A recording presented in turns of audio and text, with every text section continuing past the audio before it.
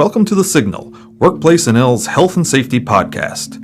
Workplace NL is the Workers' Compensation Board in Newfoundland and Labrador, Canada. The focus is to promote safe and healthy workplaces, provide return-to-work programs, and offer compensation to injured workers and their dependents. This series of podcasts will provide you with the latest information on how workplaces can protect the health and safety of workers. Please enjoy the show. What we put into our bodies as fuel directly impacts our energy levels throughout the workday. Eating a nutritious and well-balanced diet with healthy foods gives our bodies the energy we need to be productive, motivated, and better able to manage daily stressors. The best way to ensure that you're getting the nutrition your body needs is to plan your nutrition for the workday. That includes whole foods, fruits, vegetables, fermented foods, healthy fats, and protein. This may sound challenging for many of us because we all live busy lives, but we don't have to make big changes to our diets to see how healthy foods can help us manage our daily stress levels. I'm DeeAnne Feltham-Scott, Occupational Health and Safety Educational Consultant in Prevention Services at Workplace NL. Today I'm joined by Amanda Janes, registered holistic nutritionist and owner of Concept Nutrition, to discuss how fueling your body with healthy food can help you manage stress that you encounter on a daily basis. Let's just start off with the definition of stress and how stress affects your body, I guess your physical health as well as your mental health. DeeAnne, stress is that mental tension or worry that we experience when we're facing a difficult situation. You know, it's a normal response to challenges that we face. Everyone goes through stress, but it affects everyone differently, physiologically and emotionally. Exactly. So stress can have a significant impact on your body. You know, it can range anywhere from a headache to, in severe cases, even a panic attack. But more often, it's the mild and moderate stress that adds up and leaves us feeling run down. Absolutely. And stress is an issue for working Canadians. About 27% of workers say that they're under a high amount of stress every day. And as you just explained, stress really does affect our physical as well as our mental body. Yeah, like one of the places I see it in my practice a lot as a nutrition professional is indigestion. Right. Yeah, heartburn is really, really common and associated with stress, but even like constipation, indigestion, and as a wellness professional, people talk to me about the trouble that they're having sleeping, difficulty concentrating at work, and really the big one is at the end of the day, they just don't feel like they have enough energy for what's required at home as well. What role does nutrition play in your ability to manage stress? Well, that's a really good question. When our body responds to stress, it mounts a response. We hear it called the fight or flight response. And it takes nutrients in order to do that because your body is synthesizing chemicals like hormones and neurotransmitters, and you need building blocks. So nutrition is the building blocks of that hormonal response. And a lack of nutrients or even poor gut health, DeeAnne, can affect our mood, our concentration, and our response and perception of stress stimuli. Yeah. So you need more nutrients during times of stress, and your body has to make all those extra things that helps you deal with stress, but the right nutrients helps your body turn on and off the stress response because we want to be stressed in an appropriate amount that helps us deal with the situation. And sometimes if we don't have enough nutrients, that actually creates more stress for our body. So what are the nutrients that are the most important for us to be consuming or making sure that we're getting into our regular diet when we're going through those stressful periods? Because like you said, we all experience stress. We all experience stress differently, and stress is a part of life. It's the nutrients, I guess, that's going to really help us to build that good foundation for stress management. Right, absolutely. Nutrients not only help you deal with the stress because you need more at the time of stress, but they also help you increase your resilience to stress, because when we become deficient, then we're more vulnerable or prone to the physiological and emotional effects of stress. So some of the things that you want to include in your diet, or first of all, the nutrients. Your body burns a lot of B vitamins, vitamin C, magnesium.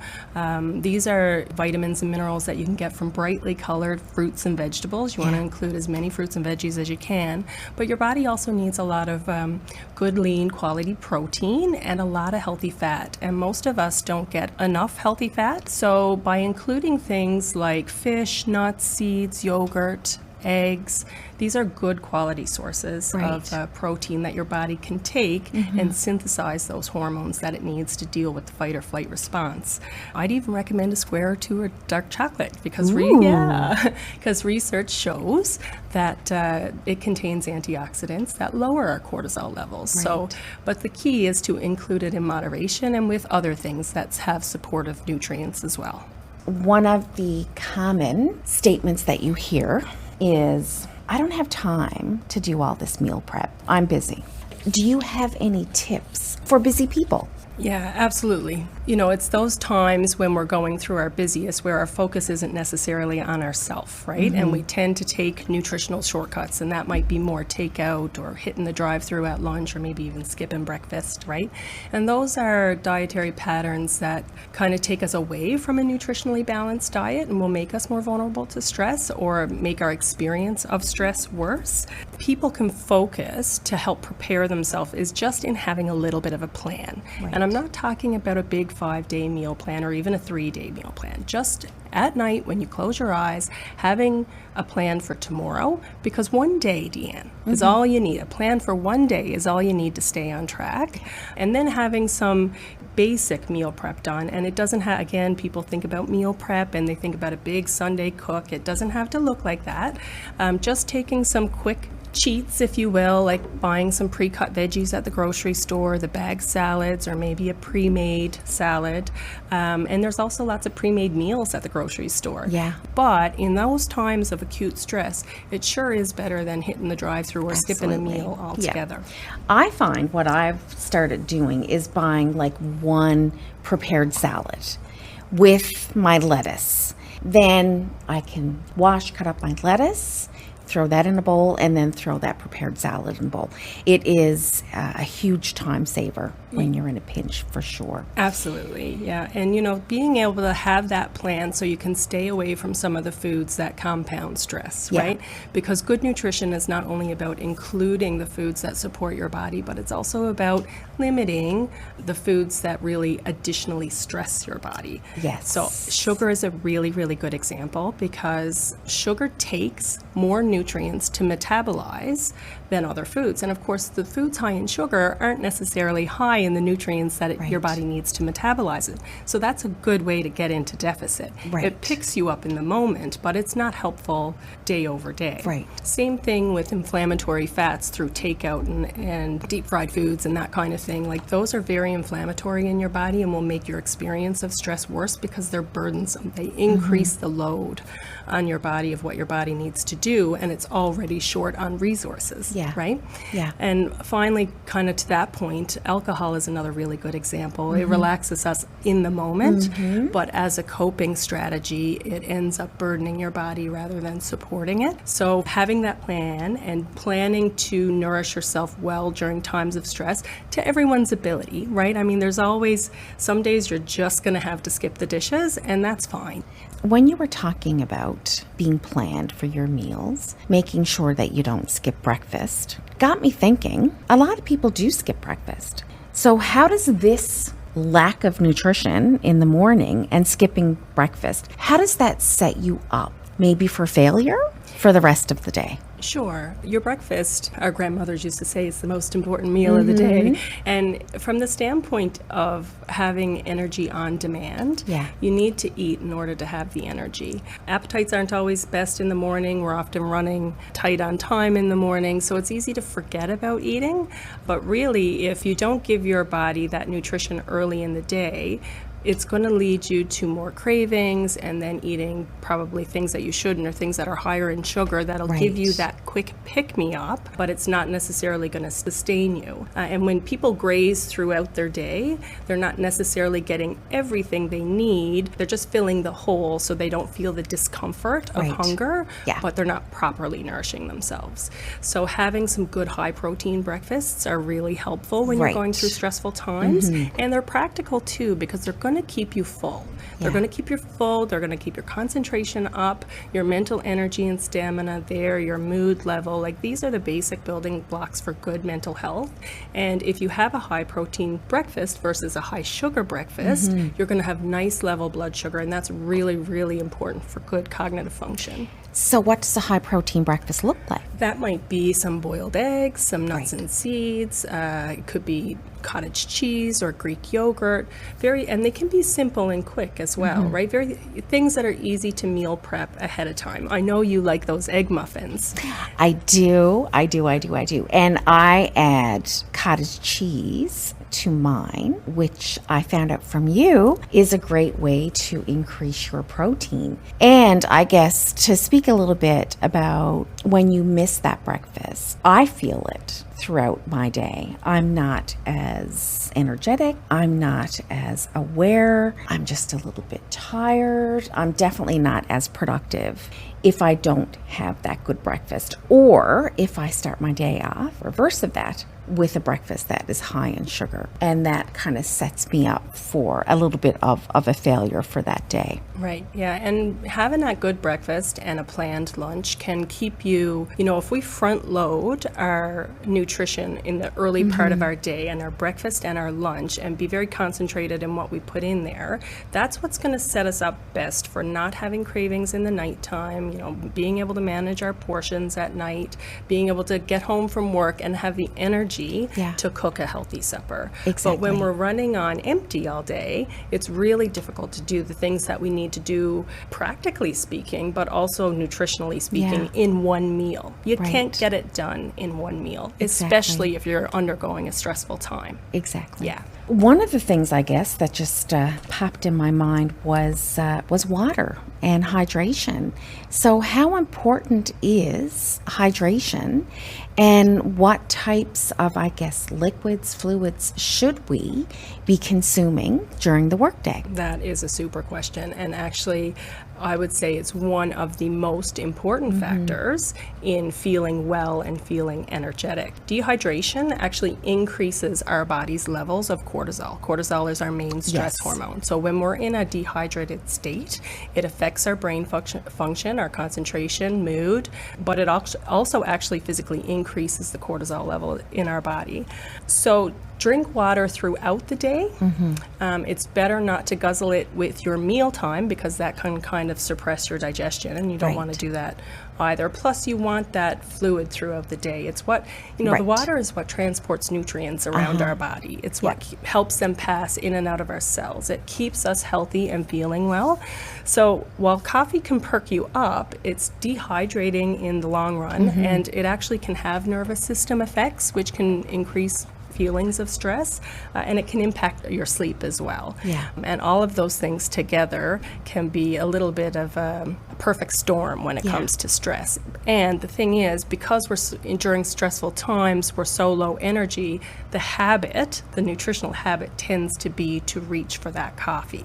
So firstly, reaching for water as a go-to. You can put a little lemon or a bit of cranberry juice or something like that in it. Or if you want, a little bedazzle, you can have sparkling water as a little pick-me-up.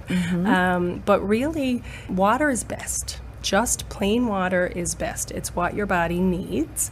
But also you can incorporate some herbal teas, right? Like green tea has properties that are relaxing and mentally stimulating, and it has much less caffeine than coffee.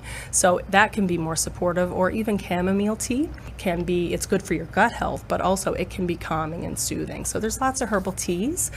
What I like to do is I'll mix equal parts sparkling water and kombucha. Nice. I really, really like that, and add a little bit of lemon and a little bit of lime to it. That's a wonderful one. That's very supportive of your gut health as well. Yeah, absolutely. So we talked about breakfast, and what should be included in breakfast. So for anybody who doesn't have their kitchen accessible during lunch, what would a to-go lunch look like for them to give them the nutrients that they need? There's a lot of things you can do for lunch, for sure. Lunch is a good time to get some veggies in. And you first of all, you can utilize leftovers, last night's supper. You can make it a little fresh by adding some salad or some veggie sticks to it. You want to get your protein in again. So protein, healthy fat, and fiber. Those are the three things that you want to incorporate into every meal. Right. But especially into your lunch, because that's going to get you through the afternoon to avoid the 3 p.m. slump. Yes. And it's a good idea to not include a lot of refined carbohydrates in your lunch, right? And that's where we tend to see sandwiches and the refined carbohydrates are going to be what drives our blood sugar up, and it's exactly what you talked about, the rise in that energy and then the slump that follows, and that's where your 3 p.m., oh my goodness, I need a granola bar comes from, right? So trying to avoid as much as possible the refined carbohydrates in your lunch and stick to your protein and veggies. That's an excellent strategy. We're all living with the rise in food and the cost of groceries. What are some tips, I guess, that you can give us to still include healthy, nutritious food into our diet, but keeping our costs down at the same time? Yeah, that's a real challenge for all of us, isn't it? The grocery bills are going up. The cost of takeout and restaurant food is also going up. It's not just healthy food that's going up. All food costs are rising. So finding a way to eat healthier on a budget is really, really important, and it can be challenging for people. Reducing wastage is an important part of that. Yeah. So using your leftovers is a nice functional strategy. You can reinvent them a little bit too. Absolutely. Shopping just for a couple of days at a time can be helpful, because that helps to reduce food wastage. And, sticking to your classic root vegetables that can, in season, can be much more cost effective, right? So your carrots for carrot sticks. Some of the shortcuts that we take can be costly. For example, if you buy a pre-cut veggie tray at the grocery store, that can seem very expensive. Absolutely. Right? However, if it's $14.99, so is a burger at A&W. So it's kind of like a little bit of a trade-off, but you can buy those vegetables yourself and then cut them up, and that saves you money. Absolutely. So it's all about a balance, DeeAnne. But coming back to where, the core of our conversation around stress, I'd encourage people to look at their nutrition as an investment. Absolutely. So if there's any time to find a little extra money in the budget for healthy food, it's during your most stressful times or when you're not feeling well, because sickness is also very expensive, right? And that's where, even from an employer perspective, we see those costs for employers. So it's a real issue, food security and eating healthy on a budget. But there are some tricks. So sticking to your seasonal vegetables, using canned foods like beans and chickpeas, they can be quite an inexpensive protein. Absolutely. Eggs are very high quality but inexpensive protein.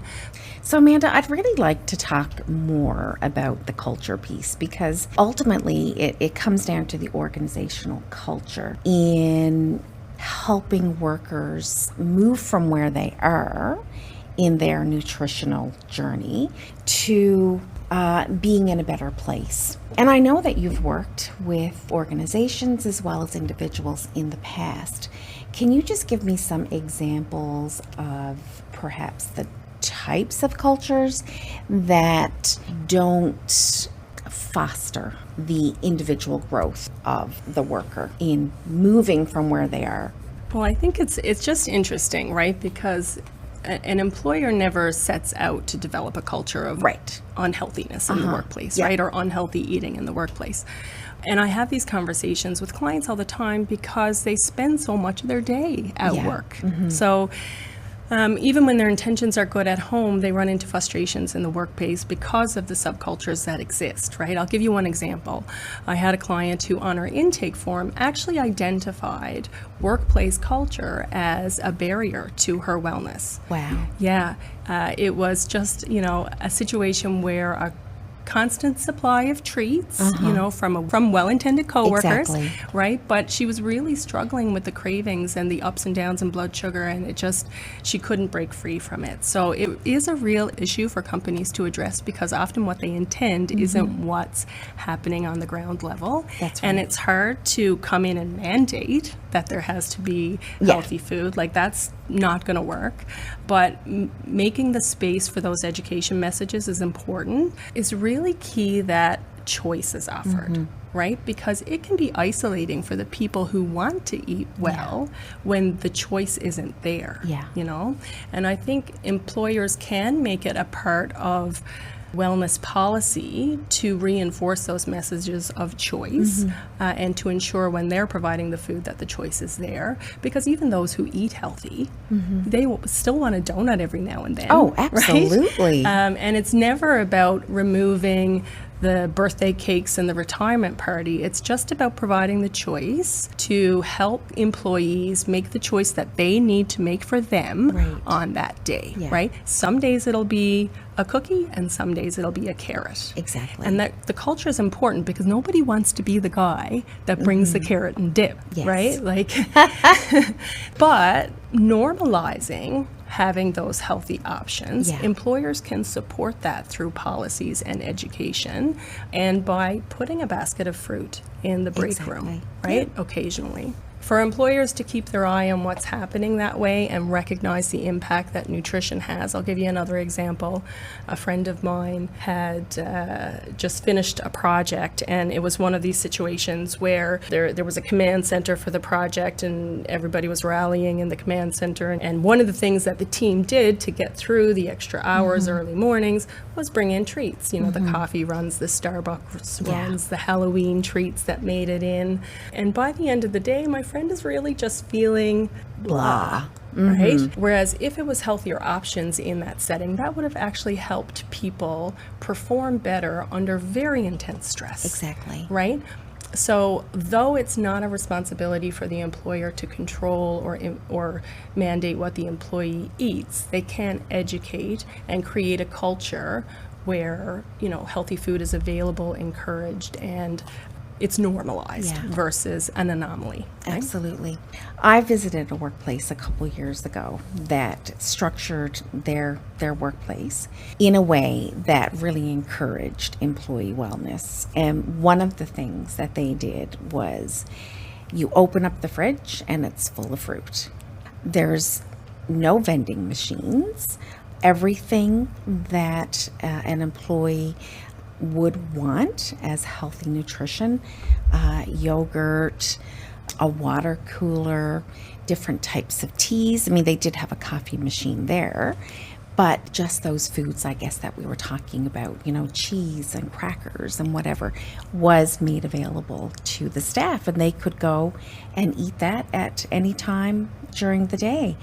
And one of the statements that the employer made to me during the visit that kind of sticks out in my mind is that since they have been providing this, employee retention has improved and turnover has gone down. Employees are happier, they're more productive, they're more efficient. Obviously, there's more going on in the wellness program, but one of the big things that they did was replace the snacky treat kind of things with more healthy options. Absolutely. And it certainly did benefit the employer and the employees at the same time. Yeah.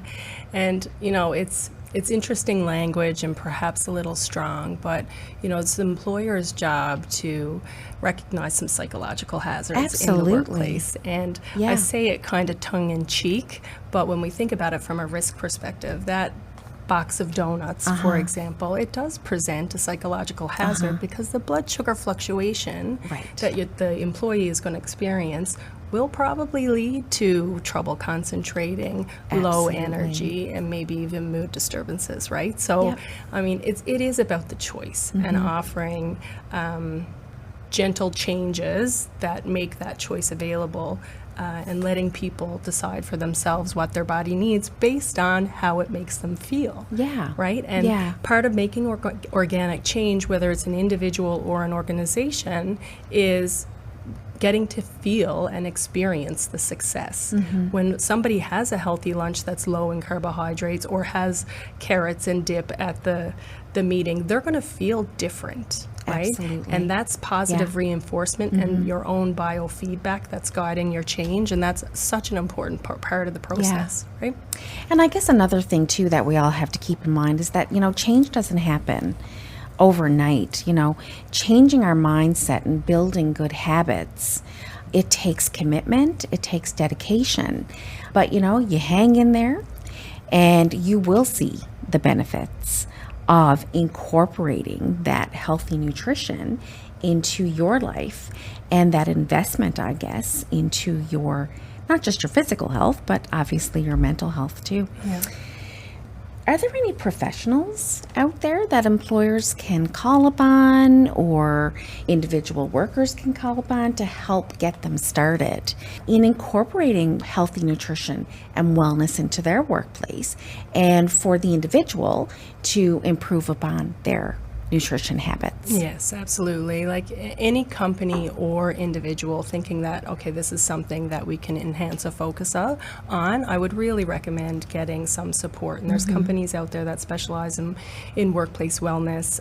A nutrition professional in particular can help bring that customized support when we're talking about nutrition and making the connection between nutrition and mental health. And I want to reinforce that point because organizations today are doing a really, really good job and putting a lot of resources and time and planning into building mental health supports for their employees.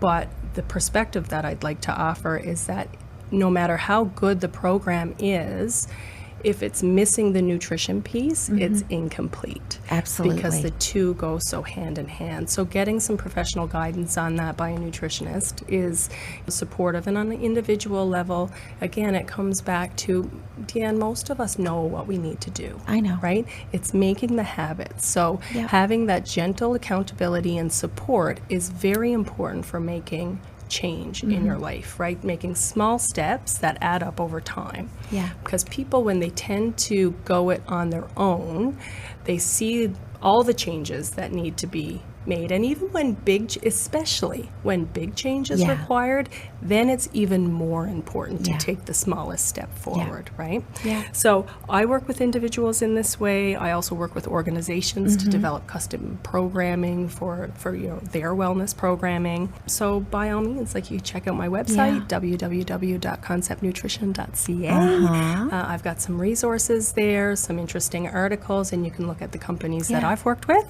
But there's others like me too. So, I encourage you to check out the resources that are available that can help you do this and support you, whether you're an individual or a company. And I'll finish off with, is that a journey of 1,000 miles begins with that one small step, right? Absolutely. It's just putting that foot forward and making that commitment and committing to the change and to taking more steps as you move forward, right? Let your body be your guide. It's full of infinite wisdom. And I like to say to my clients, eat food that makes you feel good. Pause 30 minutes later. Yeah. If you're feeling energetic and focused and balanced 30 minutes after you eat that, then that's a good meal for you. If you're not, then maybe you can reconsider and just listen to your body. Listen to your body and look at things a little bit differently. Well, thank you so much for joining me today.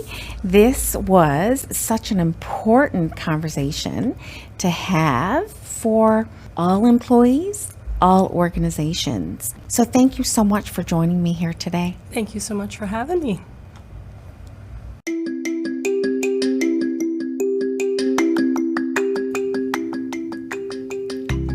Thank you for joining us today.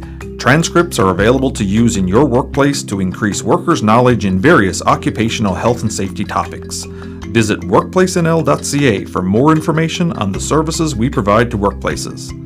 Feel free to share the signal on social media to improve workplace health and safety everywhere. Thank you, and have a safe and healthy day.